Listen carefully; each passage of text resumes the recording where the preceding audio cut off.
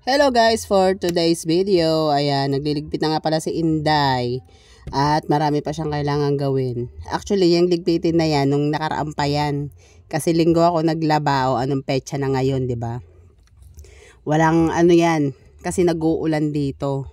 Kumbaga ngayon lang siya talaga natuyo ng husto. Pero yung mga sampay ko, dito yan sa kwarto talaga namin nakasampay para tipid na rin at medyo mabilis matuyo kasi para yung ikot ng electric fan pati sila nahanginan din, di ba?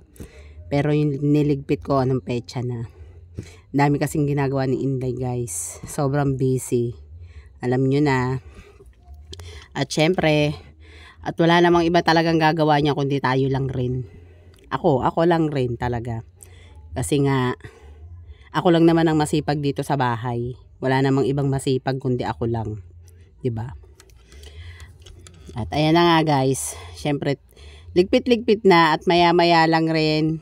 At ayan pinaglalagay ko na nga sa mga damitan nila 'yan, 'di ba? At maya-maya ayan, umulan na. Grabe. Kaya yung mga basahan ko talagang sinilong ko kasi mahirap nga magpatuyo ngayon, di ba? Tsaka hindi ko din na dryer yung mga nilalabahan kong basahan. Yung mga pinangsasapin ko dun sa mga kuting ko. Dun. Hindi ko na din na dryer kaya talagang syempre habang umuulan, masarap magkape, guys. Ayan, coffee is life. Coffee lover ako kaya talagang hindi ko maiwasang hindi magkape talaga, lalo na pag yung hindi ako pinagpapawisan. Yan ang aking jacket pag ako'y hindi pinapawisan, dahil pagka uminom na ako niyan, grabe, papawisan na rin ako. At nag-prepare na nga rin pala ako ng aming panghapunan.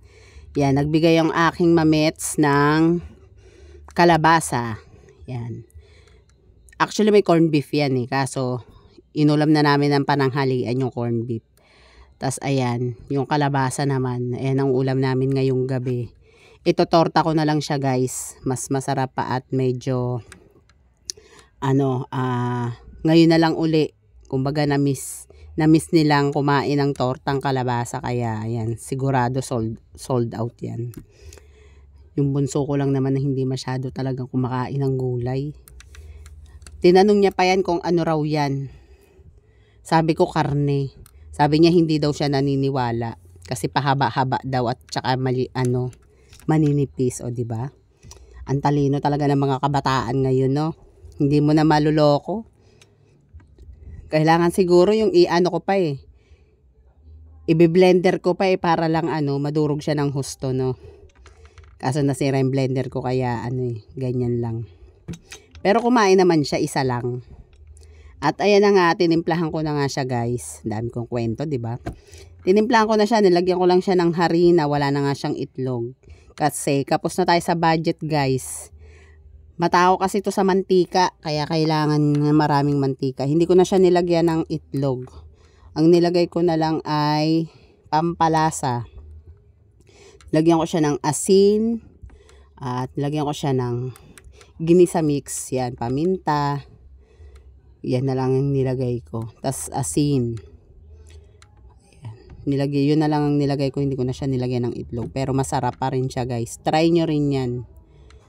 Masarap siya talaga. Grabe.